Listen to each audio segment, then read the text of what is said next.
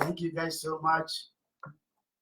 And I hope you guys, so many people see the drum and hear the sound and think of noise or think of sound. For me, I might say, think about connection. The drum itself is a nature. Wood is a nature. The skin on the drum is a nature, animals. We, the human beings listening to it, we are nature as well. So three natures coming together. They have strong connection. So when I play the drum, I tell people, don't just listen to the sound, just think of connection to nature. I have this beautiful instrument here. I would like to introduce that to you. That's the flute as well, made of bamboo. This also has got a solemn tune that will make us take us far, meditate, and think about the program tonight.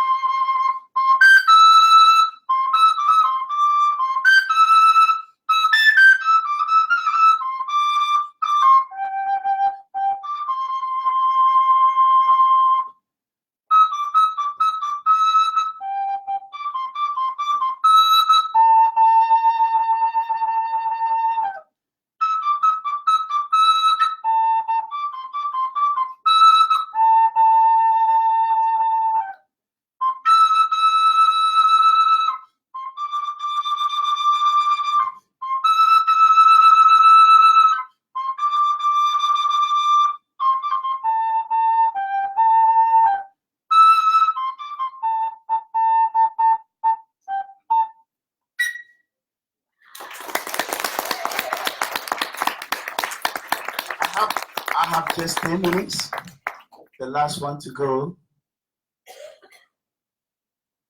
This instrument is called the kalimba, and other people say the thumb piano because we use our thumb in playing this. It has also got beautiful sounds here, and I hope you guys will enjoy it.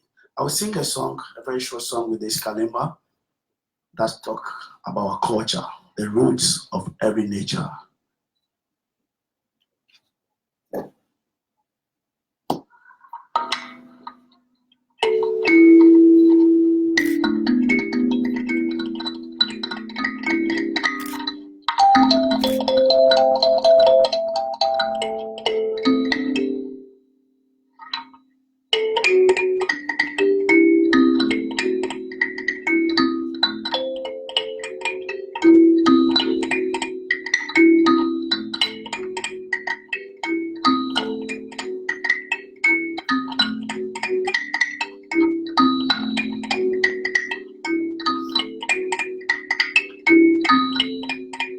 Blema beko,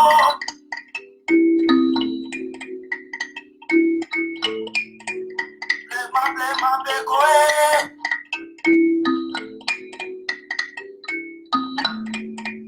Nibimbe, Yellow Juba,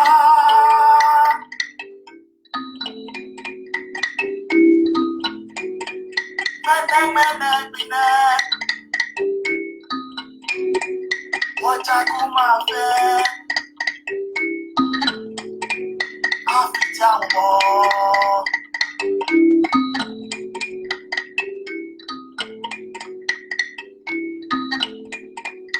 Ule noni waleji, Ade Sambaka wala, Ade Sabayano, Ade Sabawodano, Ayeni Papa Sheno, Ofeno Baba, Nagaboe, Nagaboe, Ade Sanagaboe, Nagaboe.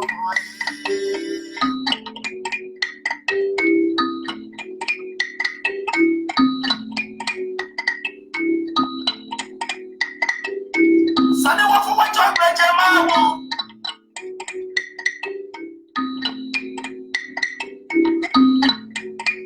Sani wa dẹ̀sí wa dámọ̀ ṣe.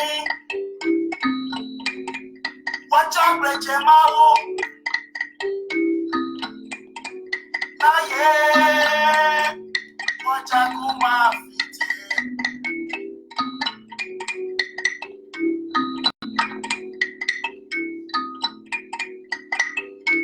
Wọ́lájẹ́, wọ́lájẹ́, wọ́lájẹ́, wọ́lájẹ́, wọ́lájẹ́, wọ́lájẹ́.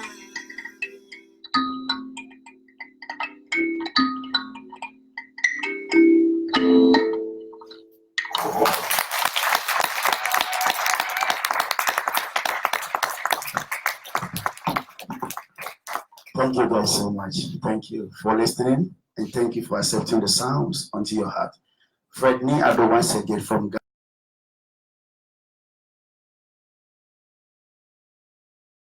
8-piece band that I play in festival and all places. I can as well. Get me. I run school workshops.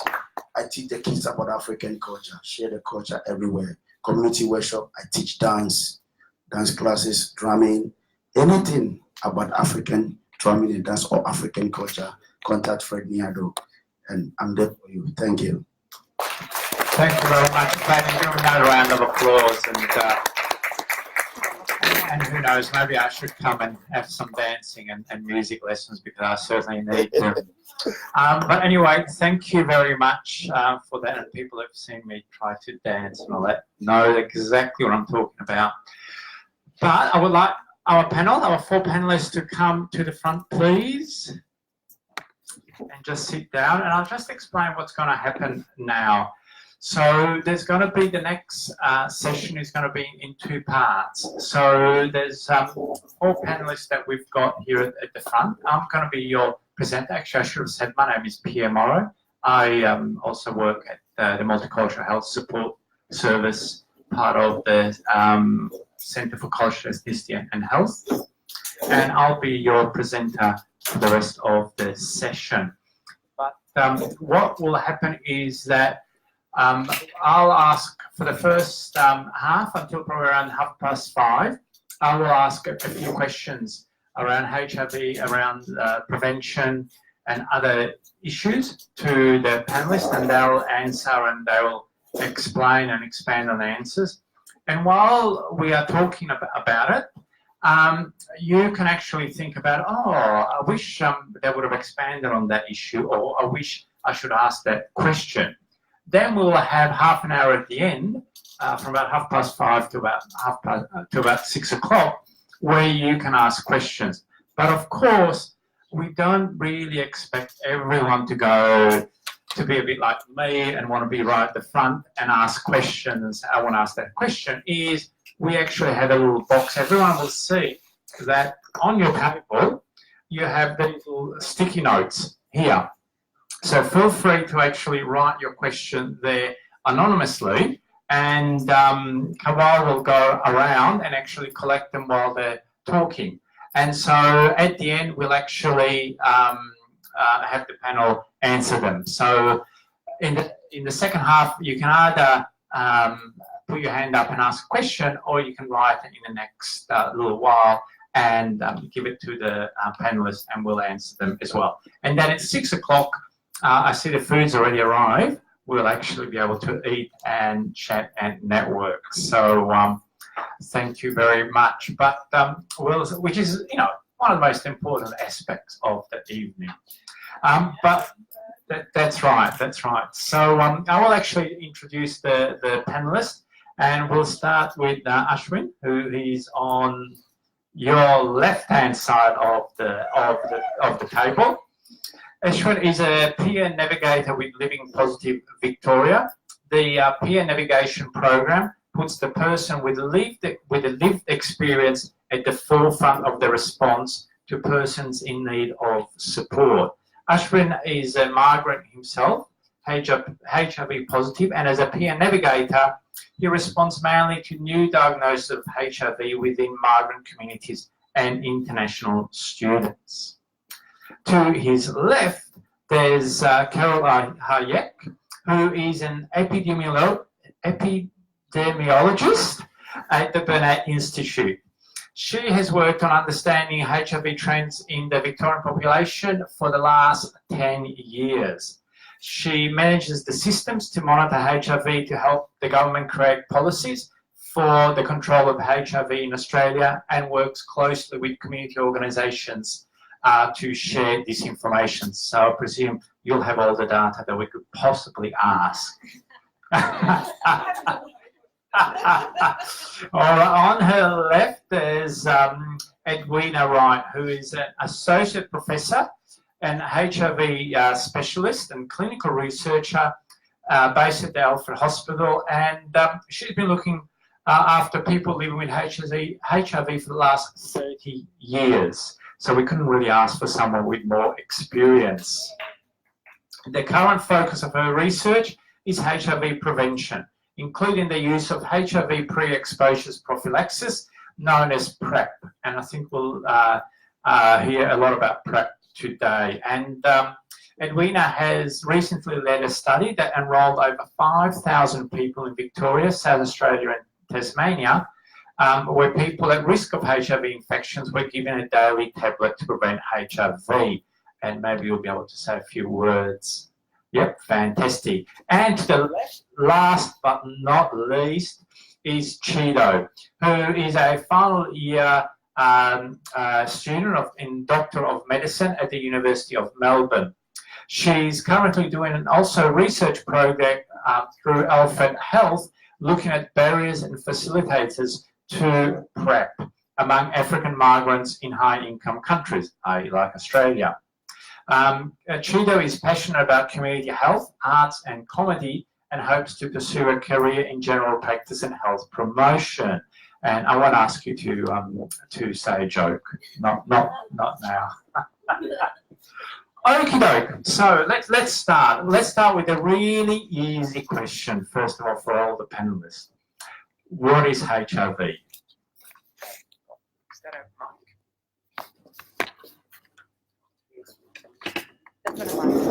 No. Sorry about that. I do have. Hello. Beautiful. HIV is a virus that attacks your immune system, and it is, once you're infected with HIV, well, there are a couple of different ways you can get HIV. It's usually person-to-person transmission through either, through sexual intercourse or through blood-to-blood contact. You can also get it through receiving blood products. And it used to be a very sort of, when people got HIV in the early days, it was a real panic because there was no medication for it, but there's been medication for HIV for a long time, and now it's considered quite a manageable disease. People are living a long, healthy life with HIV.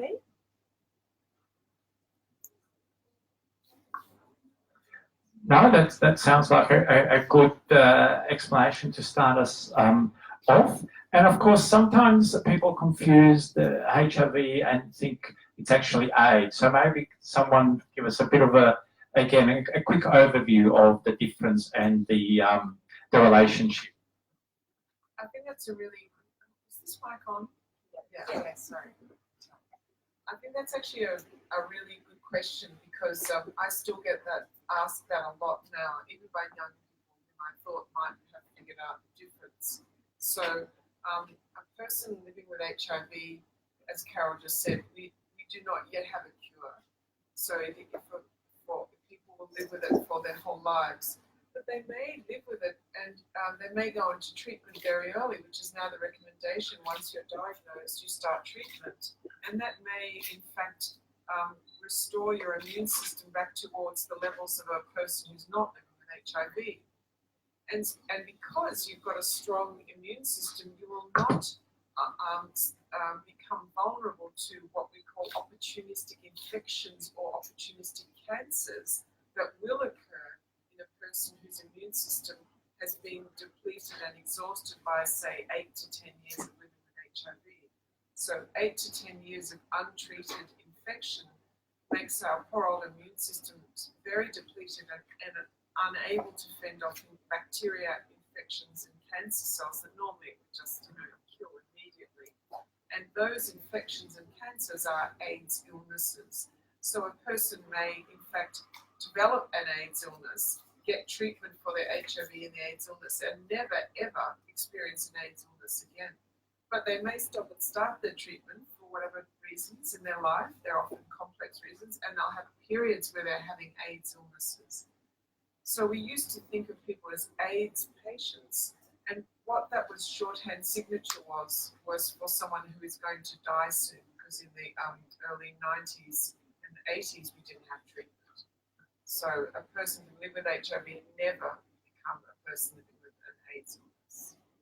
Yes, and certainly as you've said, it's really changed a lot, and sometimes people still have the memory of what was said or the terminology of the early days in the 70s and 80s.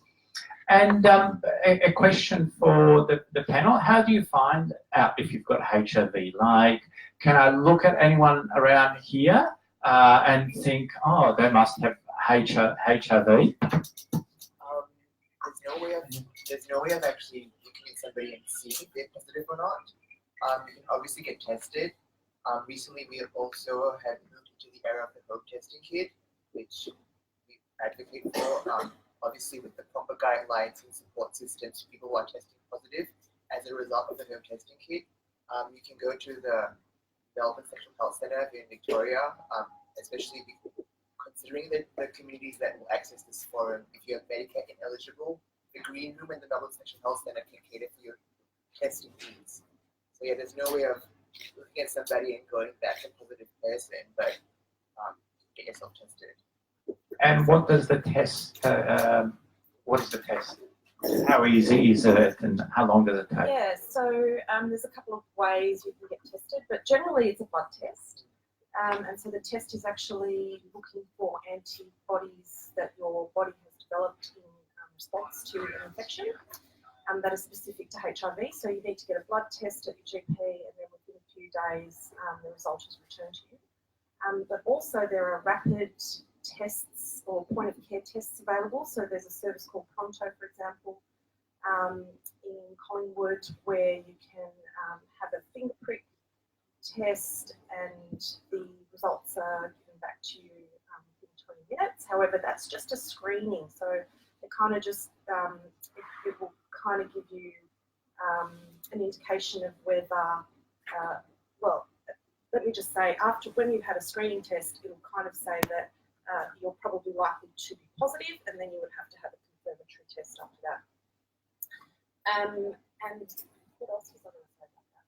I think that'll do. All right, beautiful. And so what's going to happen if I go and get tested and the doctor, the nurse goes, oh, I think you've got HIV, Pierre. Are they going to say, oh, I think you're infectious, you better leave this clinic or go to some special place? Or like, what's going to happen? The GP will never say, oh, I think you might have HIV. They will only report it if it's confirmed to be positive. And then depending on where the individual is diagnosed, then they will be referred. So there are particular doctors who have specialist training to care for patients with HIV.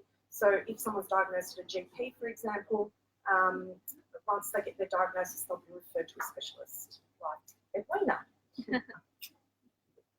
I was just going to say that there are a lot of general practitioners and also fantastic nurses who work in different places across Victoria who also know a lot about HIV, and they may engage with you around the diagnosis. And we have peer navigators, we have the community orgs as well, and people may choose not to tell anyone for a long time, or they may choose to tell people early on. It really varies, but it seems that it's always a shock. It's very rare that a person can just take it in their stride.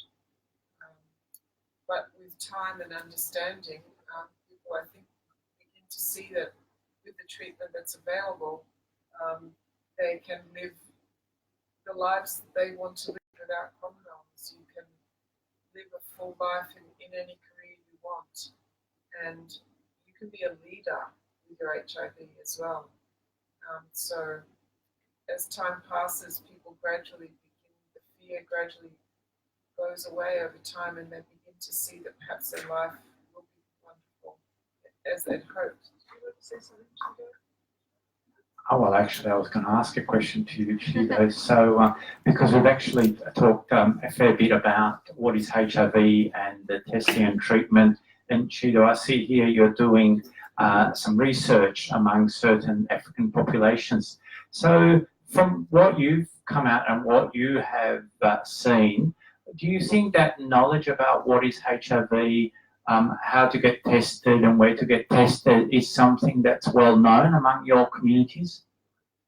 So my research is looking more specifically at barriers to pre-exposure prophylaxis PrEP, which I'll talk a bit about. And Edwina is one of my supervisors, so she'll be listening closely to what I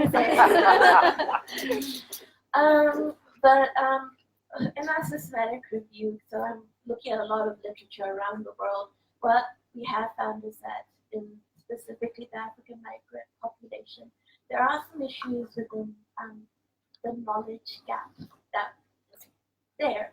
And one of the aspects that has stood out to us is this notion of HIV self-risk perception.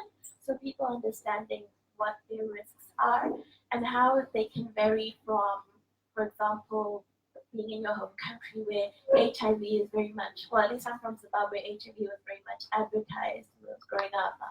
There were always health promotion campaigns, billboards, and then coming to Australia where you don't really hear about any targeted campaigns towards HIV, and so some African migrants perceive this and say, well, there's not really HIV here, therefore I'm safe. And so that creates a barrier because people think they're safe when they don't actually know what some of the risks might be now that they're overseas. Yeah.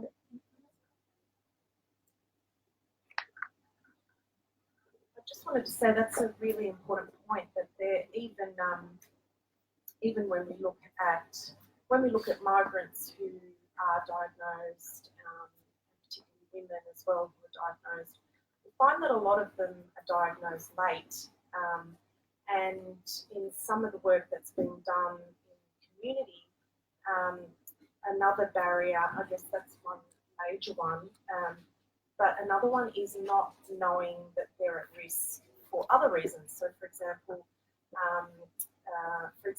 being a woman, you may not know the risk behaviours that your partner's having.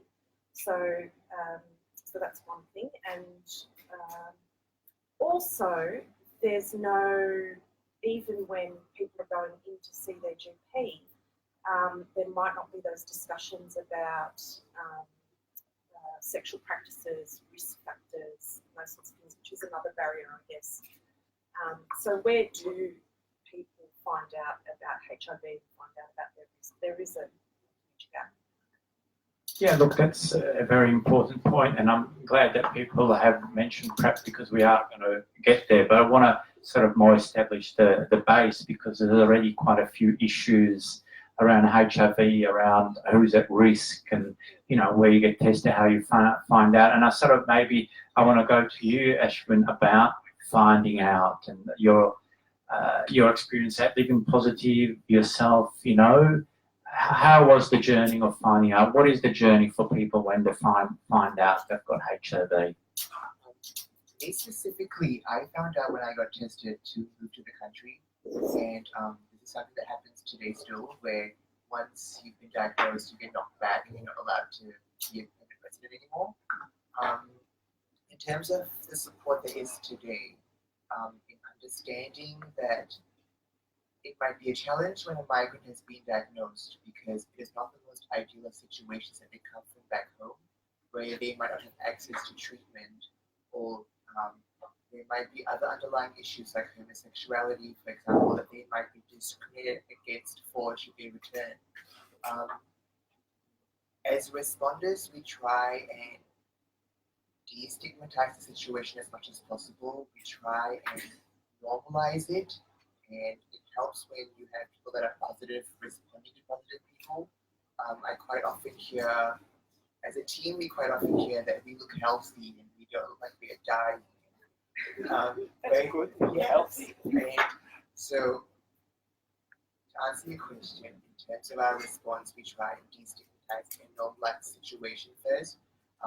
Obviously, with research now supporting that early treatment is the way to go, we try and support that and facilitate that with the clinics.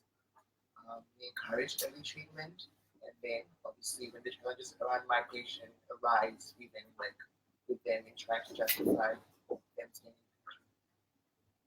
Thanks for that. There was a lot of issues there to unpack, and maybe we'll go later on as well. But and we'll probably talk more about treatment later on. But I really also now want to talk about the fact that, again, from the early days, HIV wasn't really that preventable, apart unless you sort of didn't have sex or safe sex, or the blood system was safe. And now we have PrEP. Now, of course, I've used a jargon because the long name is too long anyway. So I'll just call it PrEP. But one of the very intelligent panelists here will actually explain in very simple language what PrEP does, what it is, and how you use it. Well, thanks for the assumption about the intelligence.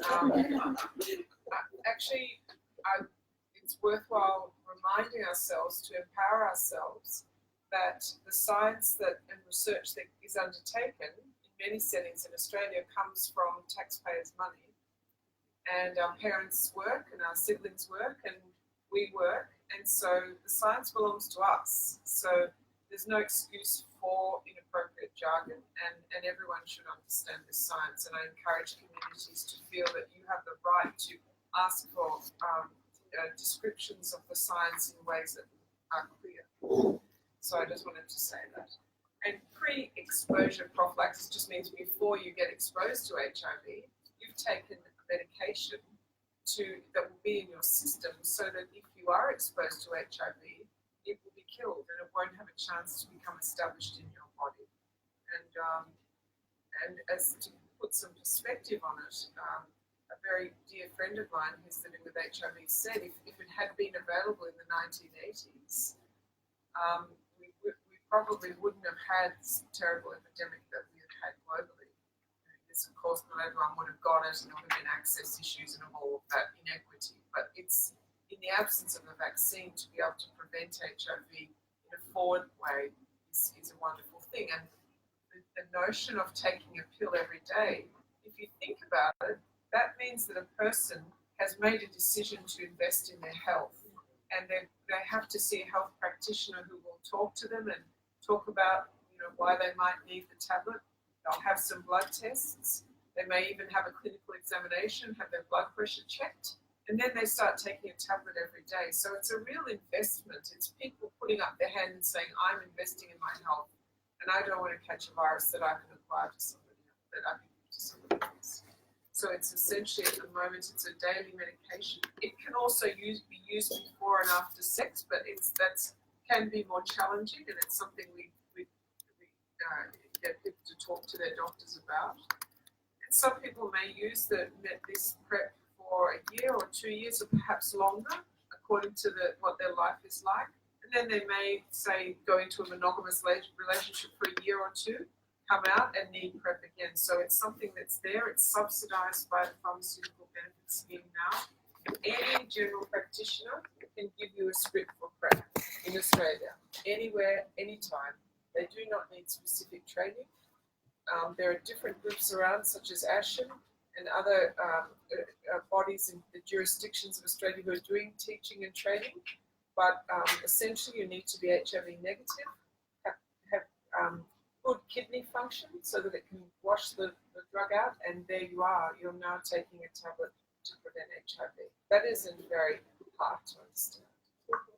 No, that wasn't very hard. But so is it cheap to take, and are there any health effects? You've said about kidneys, but are any health effects that people can't do it? Do they look very different, the pills, that people go, oh, if someone can see that pill, will know that I'm taking PrEP? Yes, that's a very good question.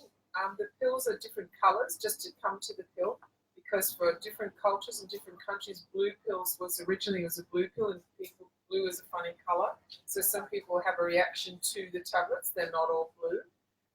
Some people report that they're worried that if somebody sees these tablets in their bathroom cabinet, they'll think they're already HIV positive. So there's some issues around the use and the hiding of tablets, etc. But no one will know that you're on the medication except for you.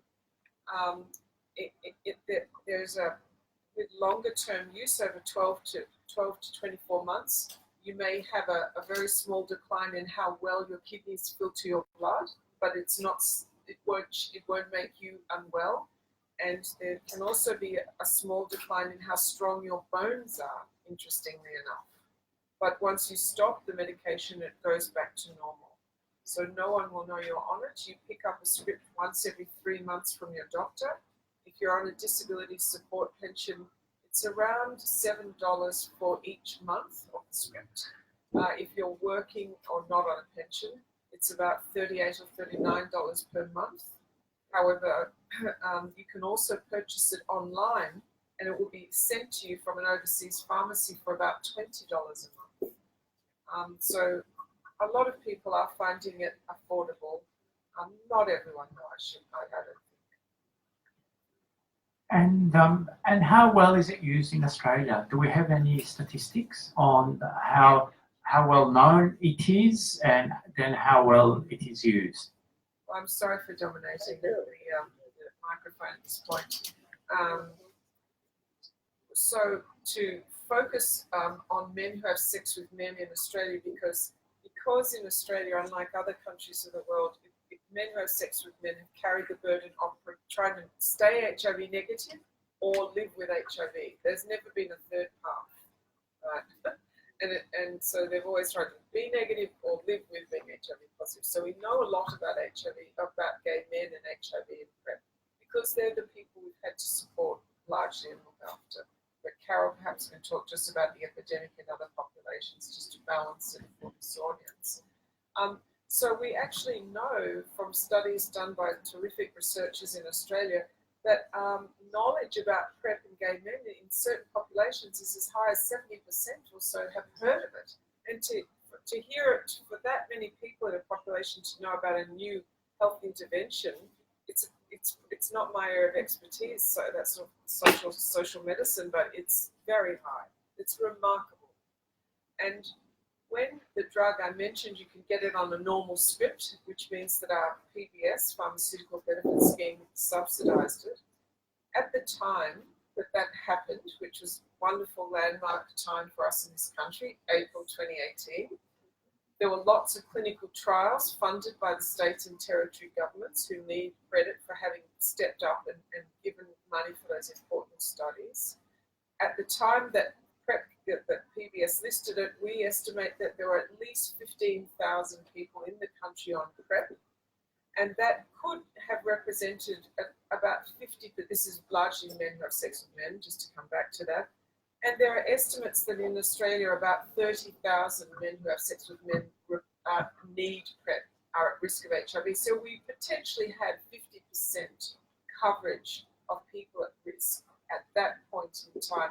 And because of that, and because of the wisdom of the community and the scientists and politicians, locally and jurisdictionally, we had that many people on PrEP, and we're seen to lead the world in this way, and it's something we should be proud of, and it's something that Medicare and funded pharmaceuticals, without that, those so golden path of our identification of our country, without that we wouldn't be in that situation. All right, well, going around PrEP and how well it is used, I'll go back to you, Chido, since this is your area of research about your communities, the African communities. How well do they know about PrEP, and are there specific barriers to them taking PrEP? Yeah, so in my research, as I said, I was looking at a lot of high-income developed countries, and there weren't very many papers, but we did find one that I think was done in the UK that was talking about how willing African migrants were to use PrEP. But initially what they found in the study was that not many people knew about PrEP, but once they had explained and understood more, about 60% of those people were willing to use it.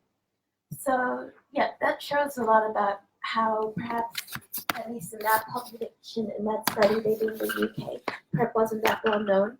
In Australia, again, there was one study that was done where a lot of people hadn't heard about PrEP as well.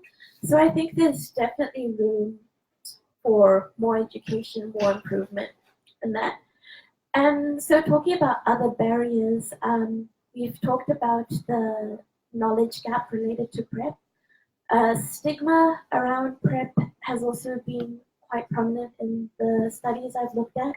And this is, again, is related to some parts of our culture, you know, sex and sexuality as a taboo, people fearing gossip from communities if you're using it. And we talked about the hiding of tablets and whatnot. But, well, it's mainly being viewed as a barrier. I think we also see it as a facilitator, because now what we understand is that people really are invested in their communities, and if our communities get together and community leaders speak up about these issues, which is happening to some extent, we can start to eliminate the stigma and hopefully get more people talking about it, more interested, and seeing their doctors. Other barriers are practical things like cost. Like, while Medicare is great, as a migrant, I'm not covered by Medicare. Other undocumented migrants might not have access to Medicare as well, and also just socioeconomic status as well. You know, if you move to a new country, you might have higher priorities than accessing PrEP. You know, you need housing, you need clothes, all the other things. And yeah, I think I'll... All right, thank you for that. I'm conscious of the time. It's about 22 to 6. Now we'll have a couple of quick questions for the panel, and then I'll open up to the audience. And also, if there's anyone you want to ask a question before the first one. I might actually suggest that we take a really short break and let people grab some food, because the smell of it's driving me crazy and a lot of other people, and then we'll come back. Okay, so we'll come back with the panel. All right, let's say there's a few people that need to go and get food. How about if we come back at about 10 to 6? No, just in 2 minutes. So just grab some food and come back.